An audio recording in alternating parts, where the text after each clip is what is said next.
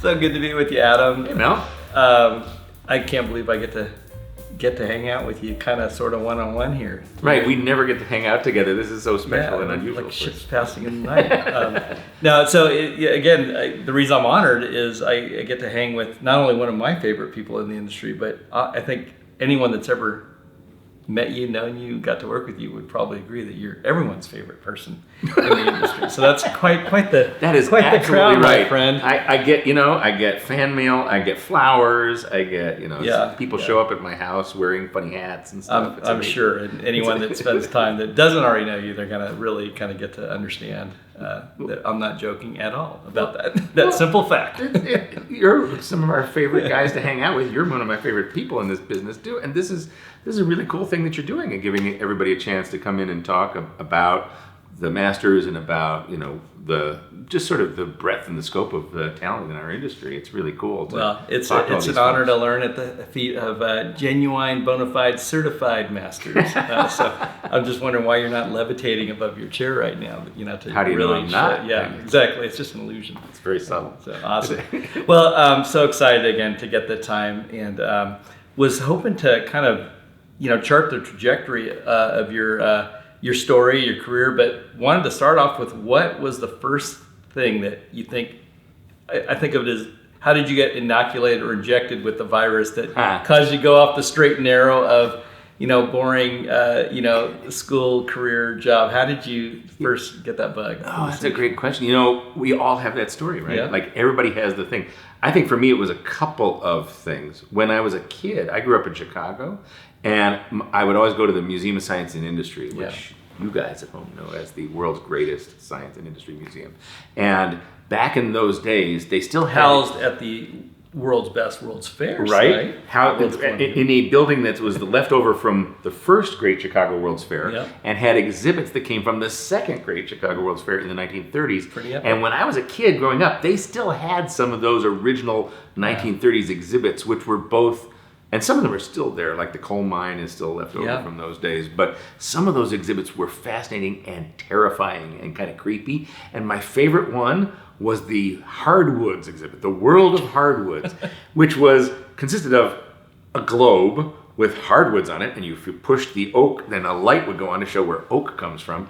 And there was, the second part was a little miniature sawmill with little people sawing planks of wood. Those were all kind of interesting. But the thing that got me was at the very end of the hardwoods exhibit was a log cabin, and when you went in this log cabin, the floor was tilted, and you were up at the treetops. You were up at treetops, and at the far end of the log cabin was a window, and looking in the window was the face of Paul Bunyan, a gigantic, talking animatronic head of Paul Bunyan, made in 1930s style. So it was made of like paper mache, and it just kind of did this, these two moves, and it would say, "Well, hello there, I'm Paul Bunyan. I was walking through the woods with Babe, the blue ox," and he would tell stories, and the idea was that Paul Bunyan has lifted up this cabin and is looking in the cabin at you, and it's sort of tilted towards him, and I was pretty sure I was going to slide down the floor and he was going to eat me. So I had this terror as a little kid of sneaking into this cabin. Every time I go to the museum, I would have to screw up my courage to go in and face Paul Bunyan. And then it was like a badge of honor that I did it and I had made my way through that terrifying exhibit. But I still remember that as being like my first animatronic, a really dramatic experience, my first sort of immersive experience.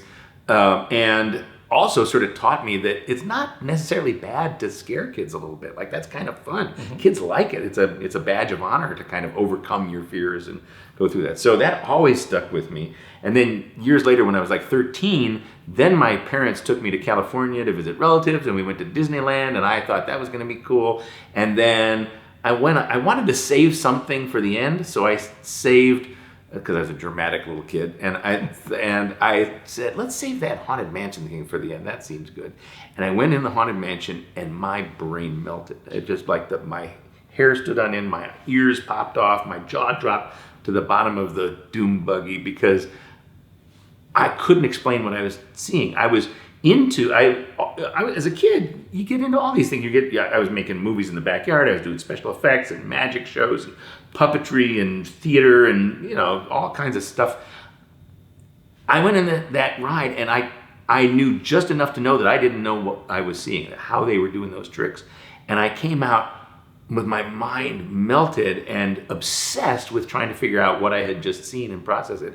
And I ran back around to try and go on it again, but that was right when they closed Disneyland and I couldn't ride it again. So it was the perfect setup for a kid to get an obsession, and then I had to go home back to Chicago and couldn't come back to Disneyland for another 4 years, and all I could do for those 4 years was talk about the Haunted Mansion. I was the weirdest kid in all of Highland Park, Illinois, because if you talk to me about what's for dinner, I'd say, but the Haunted Mansion. And if you talk to me about, school, I'd say, yes, math, but the Haunted Mansion.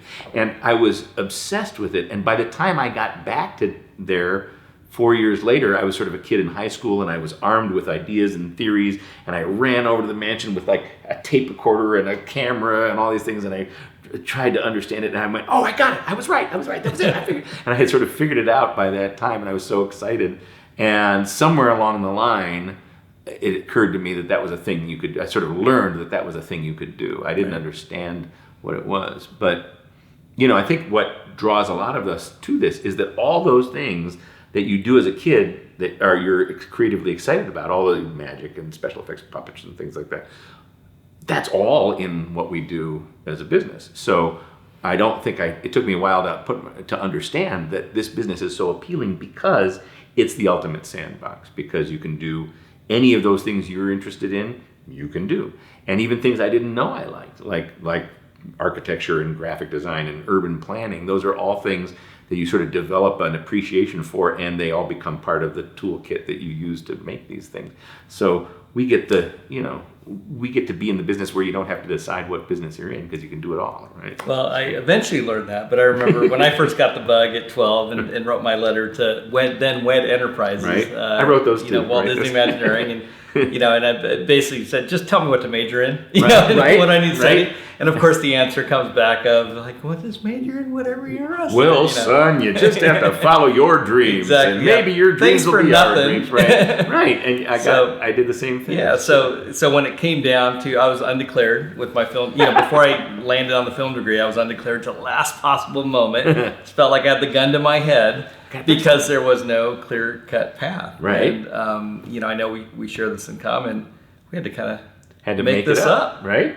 Yeah. How did you do? I wound up going to USC. That was my solution, because USC, A, had a lot of Disney connections, and B, that I had heard about, and also they had an interdisciplinary major program, kind of build your own major. So I wound up taking pieces of cinema school and theater and architecture and graphic design and anything else I could get, studio, audio recording, anything anybody would let me take, all under the umbrella of being what I may or may not have been the first kind of custom themed entertainment degree. It was a long time ago, so it might have been the first.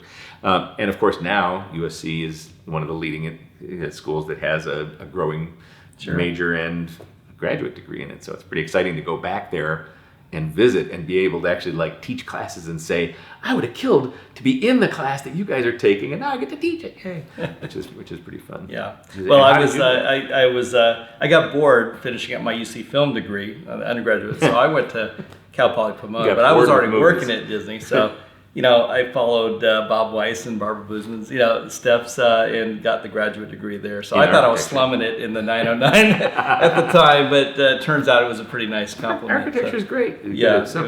I took architecture classes, but they didn't get it at USC. They didn't understand. They were very serious about their architecture. If you mentioned theme parks to them, they'd give you the stink eye. With the master's degree, they let me kind of sort of make up so I was able to take stuff in tourism and hospitality development and master planning and urban planning. So that's a legit way to get there. And now it's really exciting because there are degrees. There's popping up everywhere. There's at least 6. I think there's more than 6 schools now that are offering real degree programs in themed entertainment, or they're calling it various things, but kind of what we do. And I kind of worry, even though I love that they're doing it, I kind of worry that maybe old Disney was right. Maybe it is arguably better to study one thing well than to try and get a skin, a paper thin view of it all, because when you come out of school, when somebody comes to us, we need a thing we can hire them for. It doesn't help that they really like theme parks and have studied a lot of little bits of stuff. You need to be able to do something. Right. Not everybody gets to graduate and automatically get your job of being the creative director of a billion-dollar park. Well, I didn't. But ironically, of course, what happened to me when I graduated was I went to Disney and said, "So I graduated with this theme park degree, so you're going to hire me now, right?" And they went, No. What can you do? You haven't done anything. You have no experience. You don't know anything. So I was all crestfallen and devastated and didn't know what to do. And my parents gently suggested that I should maybe get a paying job at some point instead of quit moping around the house. And I wound up working as a tour guide at Universal Studios on the trams, like giving tram tours. But that sort of led to like Jungle Cruise Skipper, Universal Tram. One of those That's two, like right? the go-to inroad. Yeah. I don't know why it didn't occur to me to be a Jungle Cruise skipper. I didn't. Would have been great. My mind. That would have been fun. Nobody suggested, why don't you go work at the park? So I wound up working at Universal, and that was great, and actually led to opportunities to kind of be a PA on some of the things they were building and kind of get behind the scenes experience, and then start hearing about more stuff. And along the way, I also part of my degree at USC had involved internships down at the parks, not at Imagineering, who said, we don't know what internships are. Back in those days, they didn't know how to do it. But Disneyland Park and the live entertainment division said, we'll take the kid. And they would let me come down once a week and follow a different person from entertainment around. So I learned a lot about how the shows and parades and stuff came together. And I met Don Dorsey, who is one of the most amazing creative guys, a musician and a creative character. You know him probably. He did the music for the Main Street Electrical Parade and a bunch of other of the Disney shows. And we clicked and started coming up with stupid ideas and pitching them to anybody who would listen. And we heard about Epcot was in development and getting ready to open, and we just sort of blindly went to the head of entertainment and said, hey, we have an idea. You should see that big lagoon. You should put a show in that lagoon. And we showed him this gigantic presentation we had made of the world's biggest fountain show with 600-foot fountains and giant things rising up out of the water and things parading around. And we played music for him, and we put on this whole presentation for him. And he just kind of sat there and said, oh, that's very nice, fellas. We are doing a show on that lagoon, but thanks for coming in. But then as it turned out, when the show opened, when Epcot opened a couple years later, they actually weren't happy with the show as it had turned out, and they came back to us and said, well, you remember that huge show you pitched us? Yeah.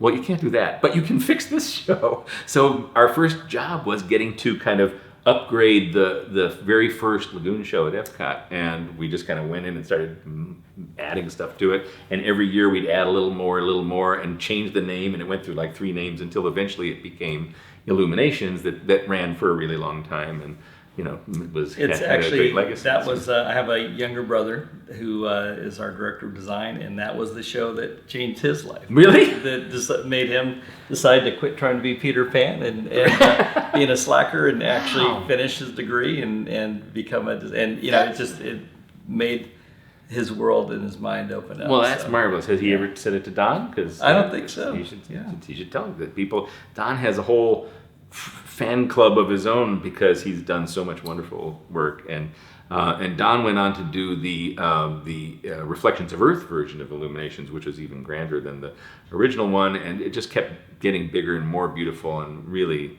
I loved that show. And so then after that, we were just off doing things. So I was really fortunate and stupidly lucky that kind of somehow I just bypassed all of that dues paying and just directed a show on the lagoon at Epcot with no qualifications, absolutely no reason anybody should have let us do that. And everybody thought, who's that little kid? And I looked about 7 at the time. And so they would go, who's that little guy? And I go, come on, everybody, let's do a show. And we'd be programming lights around the lagoon at 2 a.m, and I'd be going, this is great. And everybody'd be going, yeah, kid, right? Can we go to sleep now? It was kind of ridiculous combination of luck and not knowing we couldn't do what we were offering to do. We just kind of stumbled into it and just kept going from there. Well, We were introduced through another mutual friend and a kind of a mentor of mine, Anthony Esparza. Oh, who, sure. I think you've known Is for that how we met a each minute, other? few years, yeah. Anthony's and great. back in this little Mickey Mouse operation, Landmark Entertainment. I don't know if you guys were on Hollywood Boulevard then, but That was the first real job I had in this business. After doing a bunch of these things, kind of as a freelancer, just kind of running around working on shows and projects, just kind of, show business. just getting hired in as a director to do a thing without having any clue of what I was doing. Then I got hired by Landmark Entertainment, which was this amazing growing place where that attracted and grew incredible creative talent. And like you said, some of the best people in the industry have passed through there. Anthony Esparza, Scott Trowbridge, Luke Mayran, Dave Cobb, Ty Granaroli, Greg Dameron, Christian Hope. So people who are now kind of... It was a great training camp, right? Yeah, and what was great about that place is they would just throw you a gig and say, figure that out. And you just go, okay, and you just go run off in a corner and work on something. And I got to work on all these great Universal shows that way. So Jurassic Park, Terminator 2 3D, Ghostbusters, Jaws ride, Spider-Man, all those things came, and you just sort of would get handed... No big deal. Just, right. Every new 5D, Right, and you got, and they were fine with you just coming to them with ridiculous, dumb ideas and running with them. And sometimes it was fix a show that wasn't working, like the Ghostbusters show, or the Jaws ride, which was pretty hilarious. And sometimes it was, here, kid, don't show anybody this. And they handed me a book, and it was the book of Jurassic Park. And they said, you can't tell anybody, but we've bought the rights to this. Spielberg's going to make a movie, and we know we're going to want to make a ride on it. Let's get started on the ride now. We went, okay. And so you had to sort of figure out from the book what might make a good ride that could turn into a thing later on, which is crazy. Or in the case of T2 3D, it didn't start out as a 3D thing at all. It started. They said they had an indoor show space where they said, we've got this indoor theater, and we think we can get the rights to the Terminator movies. How about an indoor Terminator stunt show? And I kind of went, what? Well, how do you do that? Because if you watch the Terminator movies, they're not static. They're road movies. It's not the LA freeway. Right. It's all about movement, right? Yeah, it's about freeways and chase scenes and stuff. So how do you do that in an indoor stunt show? They said, well, you could have a helicopter come in and have a guy hang from the helicopter. And and then what about the morphing thing? How are you going to show that? Are you going to have a guy in a silver suit made of rubber and stretching his hands? That doesn't make any sense. Ouch. But then I remember hearing that 3D graphics, CG graphics, were just getting started, and that they worked well in 3D in stereo. And what if you could do the morphing effects in stereo? And that there was some precedent for really interesting movies, theater shows that combined film and stagecraft together. Like there was the Laterna Magica in Prague that Joseph Svoboda did, where he did a slotted screen and characters would jump in and out of the movie in precise timing. I thought, well, what if you combine that with 3D and 3D graphics, and then you could do like the morphing stuff in the movie and then jump onto the stage and have a stunt show. Then they could have their stunt show and their effects together. And they went, okay. So we just did that. So it was an amazing time when there was a lot less second guessing than there is today. I think they would just sort of take an idea and say, sure, do that, and run with it. And you kind of got the chance to go crazy and make things. It was an amazing time to just jump in and do stuff. It was pretty cool. Well, it seems like some of that out of the box thinking is almost become a career, trademark. Or I think that's why we call you. When we need the big guns. You need the weird. Let's blow the box up. And so tell me about some of your favorite Disney collaboration. Luke brought you back in for some pirate action. Right. Well, what was funny was after years of not being hired by Disney, they did eventually hire me on staff for about a minute. I went in on staff, worked for live entertainment, got to do some things like remaster plan the entertainment for Tokyo Disneyland and things like that, and that was really fun. And one of the things I quickly realized is I actually like it better on the outside. After all that time of wanting to be in there, that's a great place and it's wonderful for some people, but it is a really structured corporate environment, and I am really messy and and sort of silly. So it's much more fun, I think, for me to have a company and then be a friend of the company and come in and help with stuff sort of as needed and not be part of the daily sort of bureaucratic process. Just come in and do the fun stuff, which is great. I think it's just great for a lot of whether it's students or a lot of people grow up with that aspiration, watching the Disney Plus series, the Imagineering stories of that's great stuff, right? The Nirvana, their goal in life is to be a Disney Imagineer for life. Just to say, hey, that is an awesome goal. It is a wonderful goal, and there's more you can do besides Disney. A lot of people don't realize what a rich ecosystem there is of companies like yours Disney's and ours. Kind of helped create, but right, not entirely intentionally, right? Like Disney over time sort of created this industry by laying people off, right? They would do a big project like Epcot or Tokyo Disneyland, and they'd staff up to 3,000 people to build Epcot, and then they'd lay 2,000 of them off after the thing was over, and those people, some of them would leave and go to do movies or go to the mountains or something, but some of them would say, I want to keep doing this, and they'd open their own companies, and who would hire them? Universal would hire them, or other companies who wanted to get into the business, and so Disney kind of created their own competition by letting these companies grow up, and created ultimately this ecosystem. In the long run, it's been good for everybody. Sure. I don't know if Disney has ever felt any regret about it, but I don't think they do today, because they appreciate having a deep bench of companies and things that they can go to. And we've all gone on to do other stuff like museums and churches and cool things where you can bring and Disney and Disney, right? And then we come back now, and Disney has now learned the value of the vendor community and have learned that they don't have to keep every single discipline in house. They can bring folks like us in for a month or 6 months or a year, whatever we need, and then we're happy to move on to the next. I know we're thrilled from a Themed Entertainment Association, just leadership as a board member, just to see Disney's kind of getting back into the community and the game. They're great. Serving as fellow board members. Right, they're really good about it now. There was a time when they sort of didn't want to hear about it. No, there's nobody but us. But now it really is, I think, a great community thing. And Disney, to their very great credit, is super supportive of TEA and the master's program and all the stuff that we're all involved in, which is great. It's nice to have their support, because it lends energy, and they're helping show new kids who are coming into the industry that they're not the only ones. They're saying, yes, we're here, but also go talk to the TEA, which is great that everybody supports everybody else. They see the benefit now of a healthy and thriving community, because it gives them resources for years to come, and they don't have to nurture all of those resources themselves, right? So yay for everybody, which is great.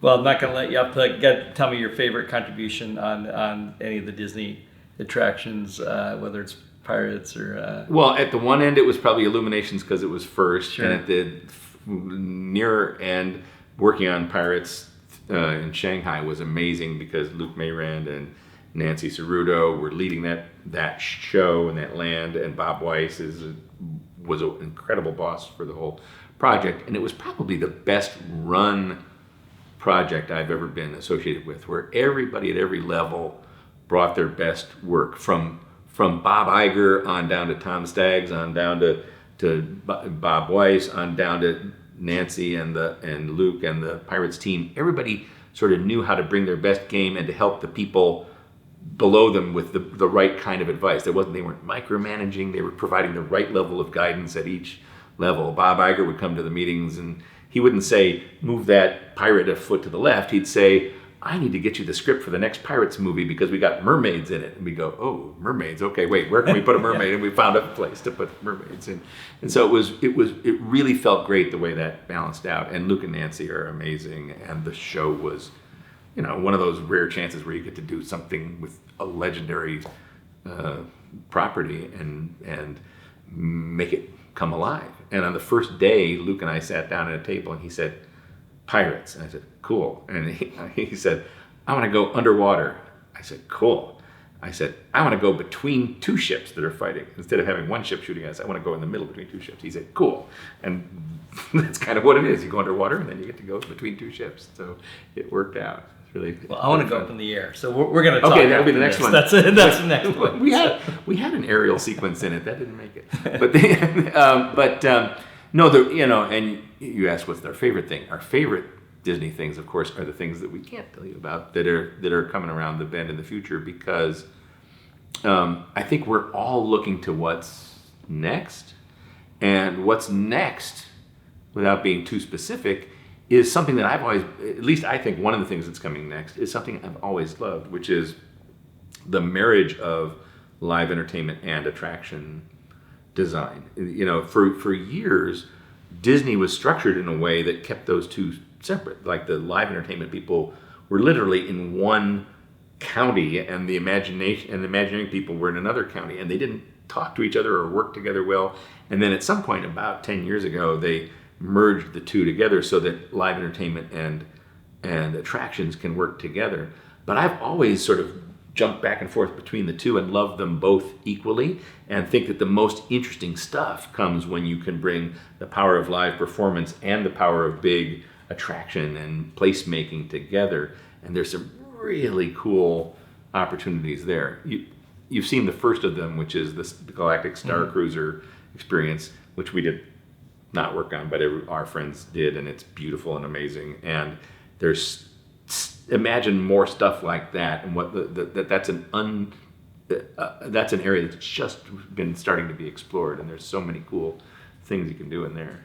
So, stay tuned.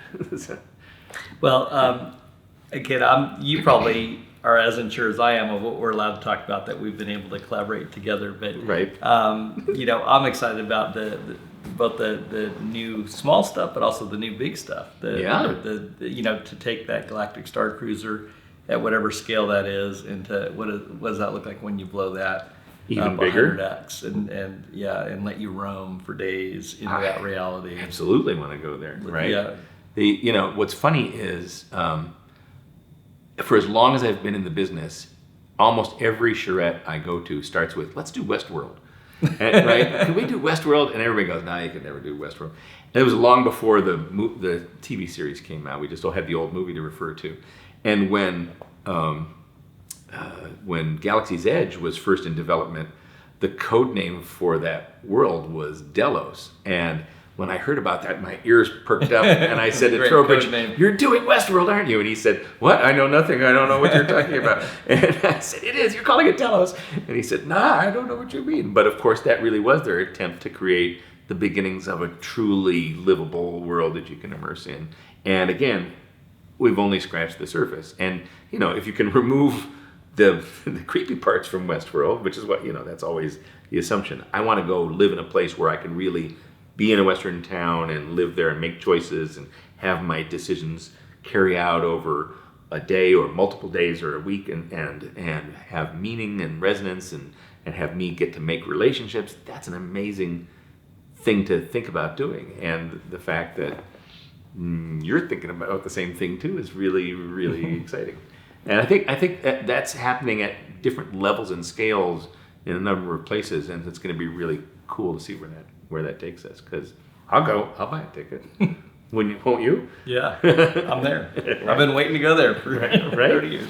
Well, before we open up to the general questions, I had one last kind of legacy question for you, which is, we both made that transition from individual contributor, kind of doing your thing, whatever it is, writing, creative director, to actually kind of trying to develop that team, that next generation. What anything you can share in terms of how that transition was for you personally?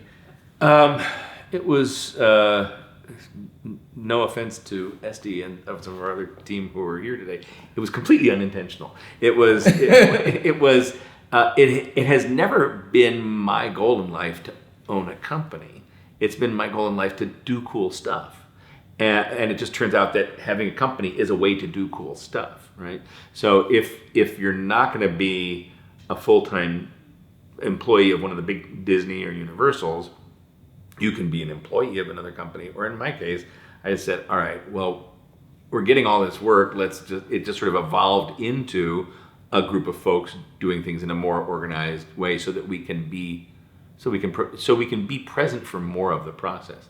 Because if you don't do that, then often you just get to do sort of a cool idea at the beginning, and then that's it, or a cool idea at the beginning, and then somebody calls you back 2 years later and said, okay, now come direct the show. We go, well, what show? It's changed so much since then that it doesn't make it. I don't understand it anymore. So by building up a little bit of a group, now we can be present for more of the process through design and planning and making the hard to budget cut decisions and all of those things that hold an idea together, so it doesn't fall apart from beginning to end. Yeah, that creative guardianship through the process. That's as why we do it. Just playing on the front end is so key. That's the reason to have a company, not because I want to like lord it over you guys, but because it's just fun to have a group with you, and you can do more as a group than you can as a person, and you learn so much from the group that it makes the work so much better. We do stuff I could never imagine on my own, but they do, and they take the work that much farther and surprise you every day with crazy cool ideas and solutions to problems that a freelancer can never do on their own. That's why this is such a collaborative business. So you just need a family. So we made one. Awesome. Yeah.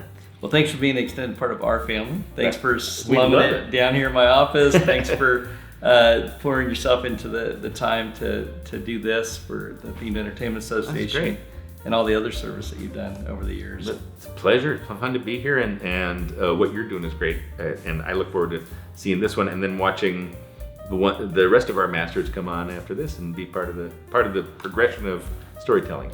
Good stuff. Thanks for having us. Thanks, Adam. Bye.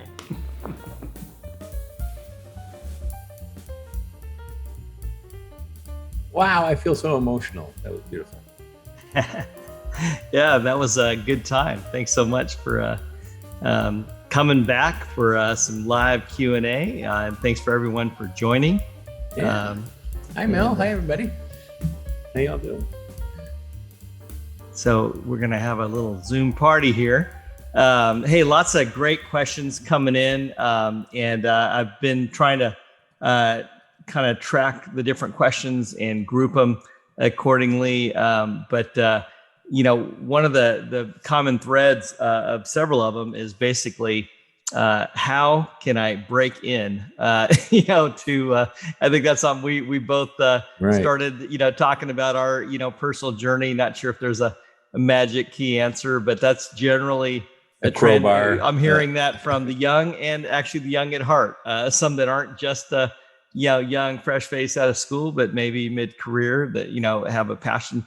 And common thread is also, does it make sense to get in, quote, the back door by coming in through a theme park or guest service role? Any kind of high level thoughts of kind of the ideal entry point? Well, first of all, hi, Mel. Good to see you. And hi, everybody. It's great to see everybody. Just quick sound check. Do I sound okay? You guys hear me okay? Wunderbar. Oh, do I sound mellifluous like an FM radio announcer? It's funny. I was just at USC right before this at Joe Garlington's class, where he is teaching and has just launched a full-on themed entertainment major at USC, and that'll be followed by an undergraduate major, and then that'll be followed by a master's program as well. So the first big answer to the question of how do you get into the industry is, if you're a student, you can study this stuff, and we talked about it in the video, and it's really cool what you can learn, because especially if it's some of these larger programs like SCAD or Florida's program or Ringling's program or here at USC, industry professionals are teaching these classes, and you can learn directly from folks who've done it, which is a great way to learn how it works and also start to build up your connections. The next thing to do is join a TEA, which I guess everybody who's here has probably already done or is thinking about doing. The TEA is as amazing as we said in the video. It really is a thing that, when I was a kid and wanted to get into the business, there was nothing like that. There was no way to network or learn how the industry worked or anything. Now the TEA is a great way. Schools are a great way. And yeah, if you can get work, yeah, Lisa. And if you can get work at one of the parks, do that too. What a great thing to do. Just get as much exposure on as many fronts as you can. And also try hooking up with groups that are doing workshops and projects like you guys. Mel, you've been doing Imagineering or design programs where people pitch to you guys and develop projects and pitch them. Imagineering has their program. What's the Imaginations program? During the pandemic, there were a bunch of programs that started up with people just doing fun workshop projects and pitching them to industry folks. Just any way you can meet people. It's the same as getting into any form of show business. The way you do it is build your skills and start meeting people. And then eventually the two will come together and you'll get a gig and it'll take off from there. How easy? That makes it sound really easy, huh? Piece of cake. Well, there's a few options that weren't available to us back in the 80s. And so definitely encourage. I do know that any of our alumni or friends that have that operations theme park experience definitely wear it as a badge of honor. I know I wouldn't trade my operations experience. Not that I would have necessarily chosen that route, but it's definitely invaluable, in terms of. Did you work in the parks? I'm trying to remember. Actually, I came up through the resorts and the hotel side and the operations. No kidding. So, I know people who were sweepers. I know people who, came from wherever it comes from. It doesn't matter. What matters is you're in the mix. You're just sort of there and seeing how it works and hitting it from as many different directions as you can. Yeah. Hey, I see Chris Conte on the chat and asking a question. What? The world famous? Yeah, the world famous Adam, my friend. He should just take over and talk. He's smarter than both of us put together. Yeah, I'm sure he'll be on sooner rather than later. But so, Adam, you've executed so many great ideas over the years. But can you tell us about an idea that you've implemented and then failed miserably and learned a valuable lesson? Sometimes these are the best lessons to learn as you advance in your career. I have never failed anything, and everything I've done has been a perfect 100% success.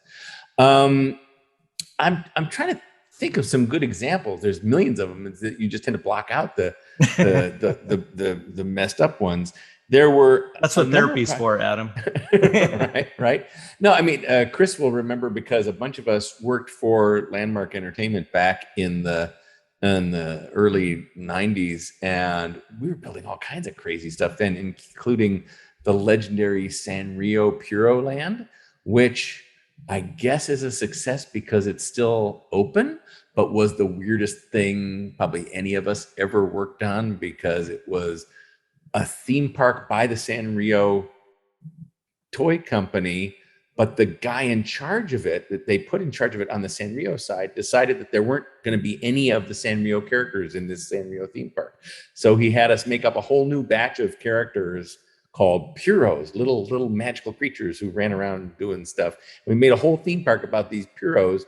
And about, 6 months before opening, the owner of Sanrio came walking through the park and said, "Where the hell is Hello Kitty? Where's all my characters?" And we suddenly had to scramble to sort of shove Hello Kitty and all the characters in who we were all wondering why they didn't want them. We had to sort of madly put them in at the last second. So we made a parade and a stage show, anything else we could to sort of squeeze, Sanrio characters into it. I don't know if that counts as a failure or just a mad dash scramble to the finish line. Well, the park's still standing, so it sounds it's still like there, right? it sounds like a win long term. And guess what? The Puros are gone, and it's all Hello Kitty now. Like surprise! Yeah, right. Awesome.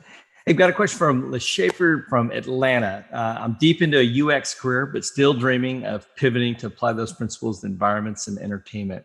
What roles are currently missing in themed entertainment? Any gaps that you feel will need to be filled in the future? Kind of interesting, future question. That's a really good question. I don't know. What do you think, Mel? What roles are still to come? I suspect it's going to be. Put on that crystal ball. Put on that. Yeah, I don't know. Part of it's going to be on the tech side, right? Like people who can do AI development, both.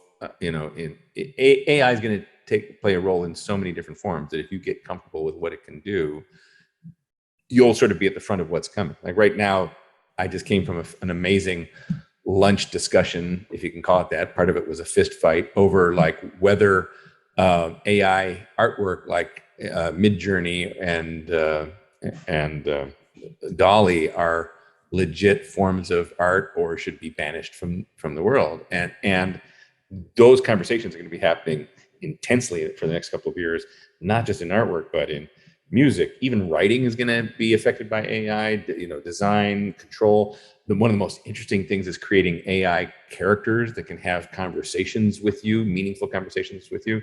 I just came back from the Star Cruiser. I had to get in a little humble brag. Oh, I got my Star Cruiser pin. I just came back from the Galactic Star Cruiser last weekend, and it was amazing.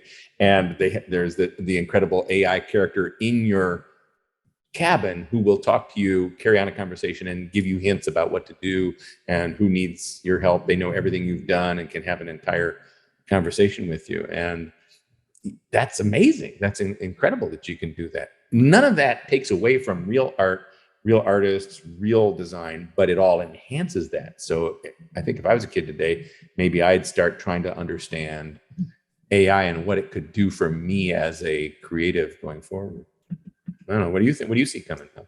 Well, I'm actually curious. I see a huge Venn diagram overlap between people that are passionate about themed experience and themed experience design in the real and, not just gamification, but the actual e-gaming kind of video gaming industry. And it seems like anyone that's going to be effectively able to kind of bridge, navigate. I know that's keeping us pretty busy on some significant initiatives right now. And so I know we reached out to, you before and some of the guys on your team, Baz. And I mean, it's been fun to kind of explore that frontier. For sure. I think video gaming and gamification both are essential to what's happening now, right? Because I think the other thing we've certainly learned in the last few years is that audiences are no longer going to be satisfied by purely passive experiences. They want to be part of the experience. And so the whole Star Cruiser and Ghost Town Alive idea of bringing areas to life with live performance or with technology or other ways or through Harry Potter wands or through gamification, like some of the things you may be working on of playing, being able to actually play a theme park like a game, that all of those things are the future, are where we're heading, so that we won't just be sitting and letting stuff wash over us. Sometimes you want to do that, but a lot of times you're going to want to be part of it. So, yeah, I definitely see a continuum, a shift, an evolution from just being consumers and writers of themed experience to being writers of your own story and creators of your own story. So that's kind of I think a theme we'll be seeing. Hey, Grace Ritchie has a question. What's one of the problems that you're most proud of solving? So rather than a failure, say it again. What's a problem that you're particularly proud of solving? Kind of those tough nuts to crack. My favorite things are all problem solving. I'll give you a weird one. One that has never been produced and may never be produced, but I still think was one of the coolest solutions ever, was we solved Titanic, the movie. How do you make an attraction out of the movie Titanic, right? A bunch of people have tried. There have been numerous different Titanic attractions over the years, and most of them were weird. Like there was one right when the movie came out in Australia, somebody made a movie theme park with a Titanic attraction. And the whole pitch there was you go aboard Titanic and you get divided up into two groups, and half of you live and half of you die. Yeah, and a little more at stake than Radiator Springs Racers. Why would you do that to people? That was not the solution. The solution we had to come up with, we figured out, is how do you preserve the romance and the joy of that movie and the action and the intensity of it without it becoming bleak, which the movie is at one point. And part of, solving a problem is really getting inside the thing you're trying to pull apart and tell the story and find the path through it that is the story the audience really wants to experience, and the thing that you're really waiting to have. And we sort of found the magic path through it that gave you the love, the romance, the adventure, and all the great stuff, and just neatly sidestepped around the really bleak, gloomy, depressing stuff to leave you on an emotional high. That's really satisfying, and nobody will ever see it. Oh, That's cool. Never say never. Well, that's true. Anybody out there want a Titanic ride? We got one. So, just in case you need one. Hey, buddy of ours, Matthew Waller, is asking a question. You probably get asked lots of questions about themed entertainment industry. Is there anything that you wish that people would ask you more about? So what's not your outside of the normal line of questioning that you get? What's a question I'd like to be asked about? Yeah. That's not or a subject or a. No, nobody ever asked me the questions I'd like to be asked about. That's Write your own question. Let me work on that. Let me think about what's a question I wish somebody would ask. Tell us about your father. No, just kidding. No, I guess I wish people would ask more about story, because we always talk about story all the time, but people don't really know what that means, and we don't have enough deep conversations about what story really means in our three-dimensional experiential world. And cracking story is so important to what we do, and yet it's often something that's done almost as an afterthought. Like, people will almost kind of design the ride and then say, now just write a story to go with that, and that's not the right thing to do. When you do it right, you put so much thought and energy into, like I was just saying about the Titanic thing, or any of the different IPs or historical projects we've worked on. We did a thing on Independence Hall, trying to tell the story of the Declaration of Independence. And the hardest part of the work is to find that emotional core to a story that really makes you feel something. And it's not just spectacle, but it's genuine spectacle plus genuine emotion that makes a really strong story that sticks with you. And I think people don't spend enough time talking about that. Yeah, that's a great point. Without naming names, any particular common suspects in terms of common mistakes or at least misconceptions around story as applied to themed experience and entertainment? Well, we have a little sign pinned up in our office that says "No recruits," because I think we've done enough rides where you go, "Come on, recruits, we've got to get you onto that helicopter, get to the farm, find the stone of Bagalura, get it back to the top of the volcano and drop it in before the volcano explodes. Okay, you did it. Good job, recruits." And the truth is, you didn't do jack. You just rode on a ride, and at the end they told you, "Good job, recruits." I think that started out as a nice way to tell a story, again, in that sort of passive way that we are trying to grow past. And I think now it feels like a lazy way to tell a story. I think we can push harder to tell stories that are not just about, we're assigning a phony role to you and you somehow performed it. Congratulations, good job, recruits. So that's our rule. No recruits. I love it. Someday you're going to have another sign that nothing can go terribly wrong. Right? No, just kidding. No, it's funny because I feel bad because I might have started that whole thing about something goes terribly wrong. It's your fault. It kind of is. Like, everything I wrote back in the 90s was something goes terribly wrong. It was like Ghostbusters. We're doing a little sales pitch and something goes horribly wrong and the ghosts get out of control. T2 3D, we're giving a sales pitch and the Terminators invade and something goes horribly wrong. Jurassic Park, you're going on a nice cruise around a Jurassic Park and oops, you go off track and something goes horribly wrong. But at the time that seemed pretty novel. That seemed like a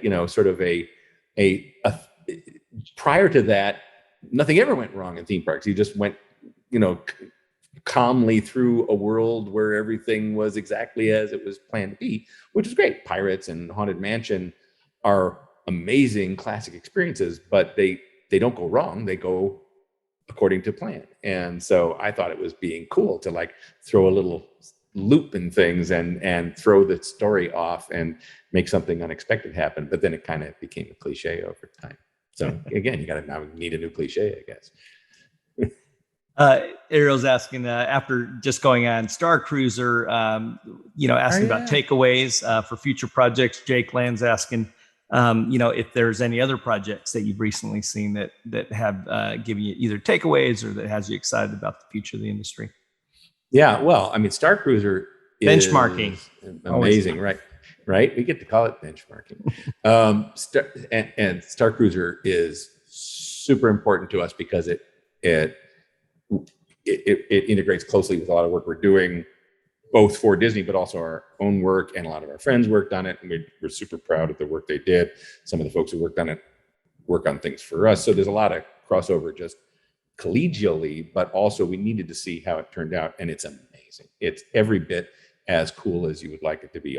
Anything that fans might have said about it not being cool was misguided speculation, because it is perfect. It is just a beautiful, amazing combination of great environments, great character, great performance, amazing storytelling, and just a delivery of an almost dreamlike state experience where you fall into this world for 2 days, and for 2 days you're just floating in a Star Wars story like you'd never imagined you could do before. And it points to so many possibilities that we can be doing. This is not the first thing anybody's done in this area. You could point to a lot of things. You can go back to Sleep No More 10 years ago and see what it was like, how electrifying it was to create something immersive and new that you could go into and live in a world. But Star Cruiser is a whole new pinnacle of that kind of work, just elevated it to a level where you really, truly are in a whole new world. And it opens up vistas in all directions, ways you could stay in places for longer or even for shorter, but ways you can create really amazing immersions and connections. It's pretty electrifying what that's all about. Absolutely. Yeah. Well, that actually is a good segue, because, when you have, in our case, probably decades of emotional resonance and history with an IP storyverse like Star Wars, or, say a Harry Potter, there's a real power behind that. And, Chris Jan's asking the question of, is there still room for original IP, creating something from scratch? Which do you enjoy more? And which do you think audiences actually enjoy more? Yes, the answer is yes. We love both. Most of what's happening commercially in the world today is about IP driven projects, and that's it's not really a creative choice; it's a marketing choice, right? It's something we talk about with clients all the time, that you can create an original IP or a licensed IP attraction, and both of them will be equally thrilling and exciting and satisfying experiences. It's really a question of how you want to spend your marketing dollars. You can spend them up front to buy an IP that everybody knows, and then you don't have to worry about marketing it because everybody will know about your Star Wars or your Harry Potter thing and come to it. Or you can create something original and you don't have to pay upfront for it, but then you'll have to pay afterwards to market it and build an audience for people to come see it. But both of them can be thrilling and exciting. And we're doing stuff, and I know you are too, that is original IP that we're super excited about. And we've shown it to people and gotten very good feedback. So I think there still is opportunities for original stuff out there. Again, I don't want to say it's lazy, but it's easier to sometimes take the pre-bought IP road, because it will succeed. It'll have an audience, right? Takes a little of the risk out for owners, but creatively, they're both great. So in addition to kind of working with great IPs, new IPs, what else are you excited about for the future? What Raina's asking. Raina's here too. My gosh, everybody's here. Party. What are we excited about for the future? I think we, I'll start with a disclaimer. I have no idea what's going on at Epic Universe. We are not involved in that. Everybody we know is working on it, including Raina, and everybody else on this call is working on Epic Universe and knows more about it than we do. I hope that it is the future. The future is epic, fantastic worlds where every land you walk into is a massive, immersive world that you can fall into and spend a day just in that world, just enjoying all the storytelling and space placemaking that are in those places. And if that's true, then that achievement will radiate out throughout the rest of the industry, and we will all have chances, I think, to build these kind of deeply immersive places.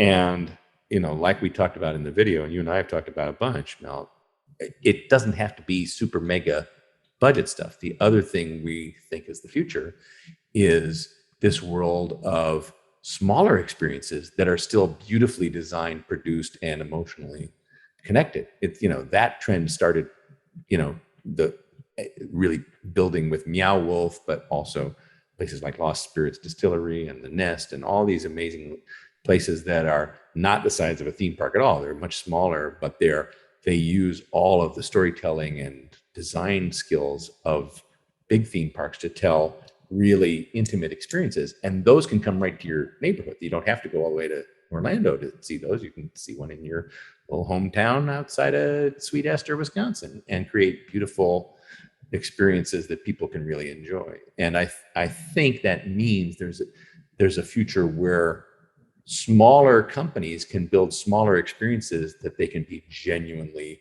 proud of. And again, that means you don't have to work for Disney to do great work. We'll be able to do great work all over the world that people are really inspired by. Absolutely. Actually, Ricky Brigani's got a great question. Curious to know your feelings. Curious to know your feelings on publicly creating individual artists for their work on projects big and small. It's been a decade now of behind the curtain work. It's been decades, I should say, right? That Walt started a trend where his name was the name on the door and the name on the screen. But he also, showcased and brought out some of his favorite artists and creative directors. But, with newer companies like Meow Wolf leading the charge to push artists to the forefront, do we anticipate or ever see this becoming the norm, kind of like credits rolling at the end of a movie or Broadway show? Yeah, why not? I think some companies already do a great job of that. Like BRC has always done that, has always been proud of putting credit plaques on their projects to really acknowledge the people who put the work in. And like you said, Meow Wolf is pushing it is picking artists who have reputations as artists and building pieces of attractions around those artists in advance. They're not anonymous, just sort of designers who are part of a thing. They're actual fine artists out there with reputations. That's one way to do it. But in our world, in our company, we love the idea of putting credits on things. Bob has done it for a while, and he famously likes to tell the story that he when he did the animation exhibit for Disney Hollywood Studios, he sort of sneaked into his deal with Disney the fact that he would get a credit plaque in the attraction. And when Marty Sklar found out about it, he was annoyed, didn't want to do it, but the contract said he had to. So Marty saw to it that Bob got his plaque. It was at the back of the attraction, and it was printed in black ink on a mirror. So it was completely illegible. It was there, but it was completely unreadable. And Bob always thought that was pretty hilarious that he got that done. Well, I think that, at the themed entertainment Theo Awards, it's been great to see this very specific, it's huge, project acknowledgement and, that's the the big turnaround, right? Yeah, that's the big turnaround. Now Disney provides, to be really fair, now Disney provides, they provide hundreds of names. They provide every single name and every single vendor that worked on a project. The list of projects for of participants on the Pirates Shanghai was like 20 pages of credits. That's amazing that they're able to do that and willing to put in the work to do that. Yeah, that's really terrific. This is a big question from Rossi. Sometimes from creative design through construction, ideas change because of all the financial, spatial, and other challenges. What are ways that creative ideas you fought for, either survive or have to let go, or be let go throughout the building phase? And it kind of complemented that question Jake is asking as a creative, what are strategies for pushing stuff through, working effectively with, I guess, less, he would say non-creative people, or to help them see the creative vision? How do you get off a piece of paper? Well, Jake's one is easier to answer. The answer is sell, sell, sell, sell, sell, sell, sell. The business of being a creative company or a creative director, or providing that creative leadership, is to sell the original idea and then keep selling it all the way to opening day, so people don't lose sight of it. That's the biggest threat to great ideas. Is somebody sells them, the boss goes, yeah, that's what I want. Okay, thanks, creative people. Now go build it. Building people, and the building people take the idea, have no idea what it is, lose sight of the thread of what's important and what's not important, and things can kind of unravel. So and when budget cuts come, they'll say, well, we have to keep the steel, but we can get rid of that show. That won't be, that's a big savings if we can cut the show. So you have to be part of the conversation every minute of every day, constantly explaining to people why each scene is important. And then when push comes to shove, when that dreaded VE meeting finally comes around and you have to make some choices, you want to be in the room to really sit back, take a good view and say, okay, no, we can get by without that beat. That it's better to take out this, to make a large smart cut. Let's cut this entire scene rather than do the entire thing halfway. Or let's change the whole location. The Planet of the Apes ride that just opened, that we just worked on in Malaysia, is amazing, wonderful. When we started designing it, it was going to be a fast-paced ride through the streets of San Francisco with lots of fancy facades, scenic facades of San Francisco street facades. Whoops, over budget. So the solution was, we sort of thought, well, we're inside a big show building. A show building is kind of like a big warehouse. How about if most of the ride takes place inside a warehouse, an old post-apocalyptic warehouse? So we just took the show building, stripped it down, and then painted it with graffiti and props and made it look like an abandoned warehouse, which looks amazing. Much easier to prop out and a show building than to build a bunch of scenery, and much better than to try and build a bunch of junky scenery. Just a shift in concept was a way to keep the essential drive of the ride, but get to a better creative decision. So it's just a matter of being in the room and selling every day what the thread is and making sure you don't lose the thread. Awesome, Adam. This is hard. We've got so many great questions coming in. But we're at about our 30-minute mark on Q&A. Let me ask you one. Go till midnight. Yeah, we'll hang out. Yeah, separate Zoom line coming. One final question. Hopefully this doesn't make you feel too old here. But in your words, this is from Jordan. In your words, what do you want your legacy to be? You're still alive and kicking, right? But let's write your eulogy. Come on, man. Well, not now. I just choked in my water, so maybe. Yeah, not. didn't mean to instigate something prematurely. Wow, that is scary to think about. Excuse me. I think we triggered in our folks. I know, right? Triggered a huge reaction. A legacy, holy gazinkas! I don't know if I'm still a kid trying to break into the industry. How am I supposed to think about legacy? I think what it used to be my dream legacy was to have like my name on a tombstone outside the Haunted Mansion. I would be happy if that was just it, and that only my friends who knew I was in the industry, got to know that inside joke. Now I actually have my name on a tombstone at the Pirates ride in Shanghai, but it turns out that what is, I think, really more important is to help teach all of us to make better stuff, right? To make better choices, to tell better stories, to put in the thought and the time to make great work. If my legacy here in the business is just to get everybody to try harder and to really tell touching, emotionally connected stories, then I'll feel like I pushed the needle in the right direction. And I see that happening with our team at the office. The folks that we're working with are incredible storytellers, are bringing that kind of beauty and joy and emotion to stories every day. And I see it happening throughout the industry. So I'm hoping that'll be a good way to be remembered. He made people feel stuff. It'd be nice. And he made people make things that make people feel stuff.